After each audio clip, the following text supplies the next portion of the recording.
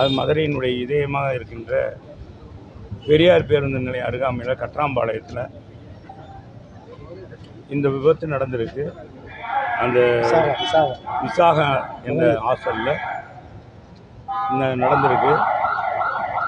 இது உண்மையிலேயே நம்ம எல்லாருமே வருத்தப்படக்கூடிய சம்பவம். மதுரையில் இந்த மாதிரி சம்பவம் சம்பவம் இது ரொம்ப காலம் கழிச்சு நடந்திருக்கு என்பதை நினைக்கும் போது வருத்தமாக இருக்குது.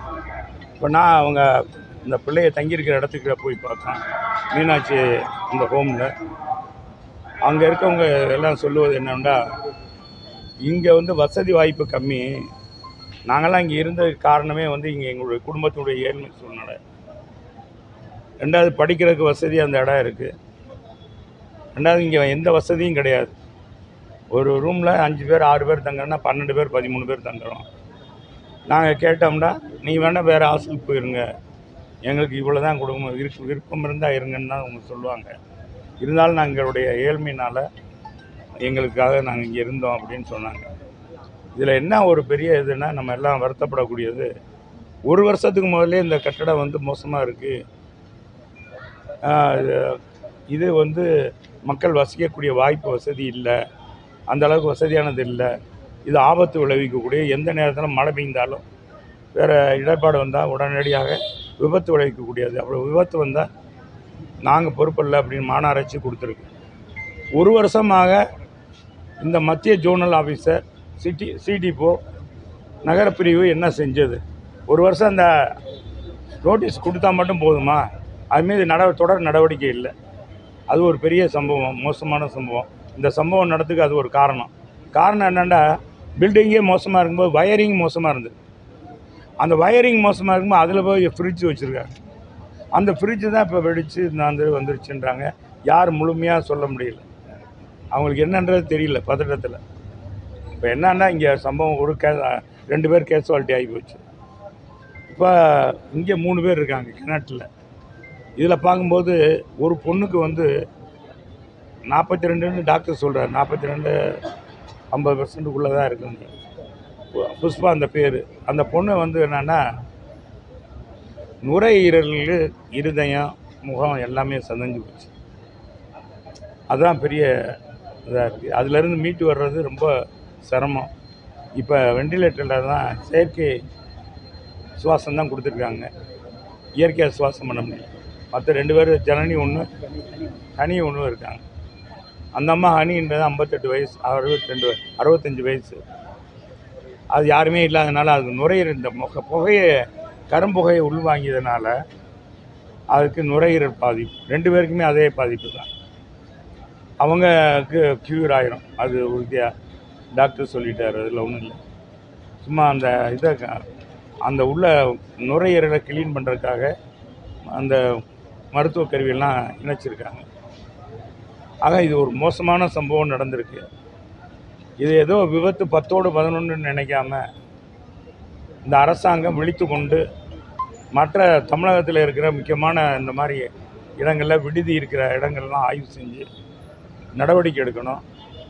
அது தரமானதானா, உகந்ததானா, பெண்கள் தங்குவதற்கு, அதுவும் குறிப்பாக எல்லாம் பெண்களாகவே இருக்காங்க, தங்குறதுக்கு வசதியானதானா அப்படின்றத இந்த அரசாங்கம் உடனடியாக ஆய்வு செய்ய வேண்டும். அது அந்தந்த நகர பிரிவுக்கு, மாநகராட்சினா நகர பிரிவுக்கு மாநகராட்சி ஆணையாளருக்கு ஆணையிட்டு உடனடியாக நடவடிக்கை எடுக்கணும் அப்படின்றத அந்த நேரத்தில் எங்களுடைய புரட்சி தமிழர் எடப்பாடியாருடைய ஆணையிலங்க தான் நாங்கள் வந்திருக்கோம். அவர் சொல்லி உடனடியாக போய் பாருங்கள் அப்படின்னு சொன்னார். அதன் அடிப்படையில் தான் இதை பார்த்துருக்கோம். 2 பேர் ஜிஹெச்சில் இந்த மாதிரி விபத்தை இறந்துட்டாங்க. அந்த மாதிரி இறந்தவங்களுக்கெல்லாம் இந்த அரசாங்கம் ஏதோ இந்த விபத்துக்கு கொடுக்குற காசு மாதிரி கொடுக்காம, இந்த எப்படி கள்ளச்சாராயம் குடித்து இறந்தா 10 லட்சம் கொடுக்குறாங்களோ அது மாதிரி அவங்களுக்கும், இந்த தீக்காயம் பட்டவங்களுக்கும் மற்றும் பாரதத்தில் இருக்கவங்களுக்கும் உடனடியாக உதவி செய்ய வேண்டும்.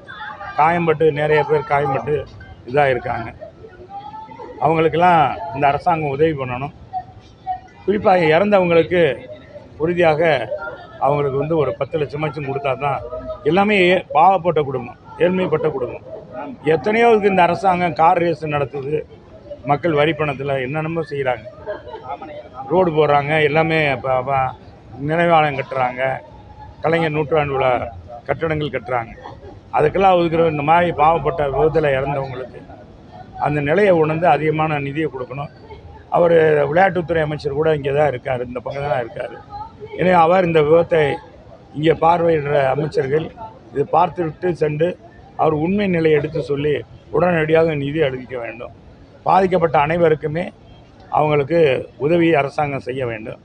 இதில் இன்றைக்கு எங்கே தங்குறதுன்ற வசதி வாய்ப்பு இல்லாமல் இருக்கிற இந்த பிள்ளைகளுக்கு மாநகராட்சி கமிஷனர் ஏதாவது இடம் ஒதுக்கீடு கொடுத்து அவங்கள படிக்க வைக்கணும், தொடர் படிக்கிறதுக்கு வாய்ப்பை உருவாக்கி கொடுக்கணும். ரெண்டாவது என்னென்னா, அந்த ஹாஸ்டலுடைய உரிமையாளரில் இவங்க டெபாசிட் கொடுத்துருக்காங்க. அந்த டெபாசிட் தொகையை இப்போ தான் கொடுத்துருக்காங்க, வாடகையும் இப்போ தான் கொடுத்துருக்காங்க. அதை திருப்பி வாங்கி கொடுத்தா அவங்களுக்கு வேறு இடத்துல போய் தங்குறதுக்கு ஒரு வசதியாக இருக்கும். எல்லாமே ஏழ்மைப்பட்ட குடும்பம். எனவே இதை உடனடியாக மாநகராட்சி நிர்வாகமும் அரசாங்கமும் செய்ய வேண்டும் என்று கேட்டுக்கொள்கிறேன். ஏற்கனவே இடிக்க சொல்லி நோட்டீஸ் கொடுத்துருக்காங்க, தொடர்ந்து இயங்கிட்டு வருது. அப்போ மாநகராட்சியுடைய மெத்தன போக்குன்னு இதை எடுத்து, அதான் மாநகராட்சி மெத்தன போக்கு முழுக்க நகரப்பிரிவினுடைய மெத்தன போக்கு. ஒரு வருஷத்துக்கு முதல்ல அந்த நகரப்பிரிவு தான் கொடுக்குது. ஒரு வருஷமாக என்ன செஞ்சாங்க? இந்த ஜோனலில் இருக்கிற நகரப்பிரிவு அதிகாரி இருப்பார், அவர் என்ன நடவடிக்கை எடுத்தார்? எதுவுமே பொதுவாகவே இந்த அரசாங்கம் செயல்படாத அரசாங்கன்றதுக்கு இதெல்லாம் ஒரு எடுத்துக்காட்டு. எதுவுமே அதிகாரிகளும் அப்படி மாறிட்டாங்க. இந்த மாதிரி அதிகாரி எங்கள் ஆட்சி இடத்துலலாம் கிடையாது. உடனே சம்மந்தப்பட்ட அமைச்சர் கேட்பாங்க, வைப்பாங்க, ஏதாச்சும் ஒரு சின்ன சம்பவம் நடந்துடக்கூடாது அப்படின்னு பார்ப்பாங்க. ஆனால் இந்த மாதிரி ரொம்ப கவனக்குறைவு இந்த மாதிரி இருக்குதுன்னு சொன்னால் முழுக்க அரசாங்கத்துடைய இதுதான் கவனக்குறைவு தான் இது காரணம். இப்போ 20 பேர் அடைக்கக்கூடிய இடத்துல 20 பேர் தங்கக்கூடிய இடத்துல 40 பேரை போட்டு 40-45 பேர் இருக்காங்க. இதுக்கு எதுவுமே ரினியூவல் கூட பண்ணாமல் அப்படியே வச்சுருக்காங்க. இதை நீங்கள் எப்படி பார்க்க? இதே போல் நிறைய இது மாதிரி நடவடிக்கை எடுக்கணும். இந்த மாதிரி இதை இப்போ மதுரையில் எத்தனை இடங்களில் ஹாஸ்டல் வசதி இருக்குது, ஹாஸ்டல் தங்குறாங்க, அந்த இடங்கள்லாம் நல்ல வசதியாக இருக்கா, வாய்ப்பு இருக்கா, தங்கக்கூடிய போதுமான இட வசதி இருக்கா, எத்தனை பேர் தங்குறாங்க என்பதில் ஆய்வு செய்யணும். ஆய்வு செய்து நடவடிக்கை எடுக்கணும். அது இல்லாத உடனடியாக நடவடிக்கை நோட்டீஸை கொடுத்துட்டு, இந்த மாதிரி நோட்டீஸை கொடுத்துட்டு நாங்கள் நோட்டீஸ் கொடுத்துட்டோம் மாநகராட்சி, எங்கள் பணி முடிந்ததுன்னு சொல்ல இருக்கக்கூடாது. இது சம்பந்தமாக ஏற்கனவே கடந்த 4 வருடமாக இதே போல் பழைய கட்டத்தை இடிக்க சொல்லி இன்னும் இடிக்காமல் அப்படியே இருந்துட்டு இருக்குது. இது சம்பந்தமாக நம்ம கட்சி சார்பில் ஏதாவது அழுத்தம் கொடுக்க வாய்ப்பு? நாங்கள் அழுத்தம் ஏற்கனவே கொடுத்துட்டு தான் வந்தோம். கடந்த வாரம் கூட போய் மாநகராட்சி ஆணையாளரிடம் கோரிக்கை அடங்கி மதுரையில் என்ன நிலைமை இருக்குது, வெறும் சுகாதாரக்கேடாக இருக்குது. பசுமை நகரமாக இந்தியாவிலே தமிழ்நாட்டு மட்டும் இல்லை, இந்தியாவிலே சிறந்த மாநகராட்சியை நம்ம மாநகராட்சி தேர்ந்தெடுக்கிறோம். 3 முறை மீனாட்சி அம்மன் கோயில் பசுமை கோயிலாக அகில நம்ம இந்தியாவில் இருக்க அத்தனை கோயில்லையுமே திருக்கோயில்லையும் பசுமை கோயில் என்று சுத்தமான நிர்வாகம் பண்ணக்கூடிய கோயில் அப்படின்னு பாராட்டப்பட்டது.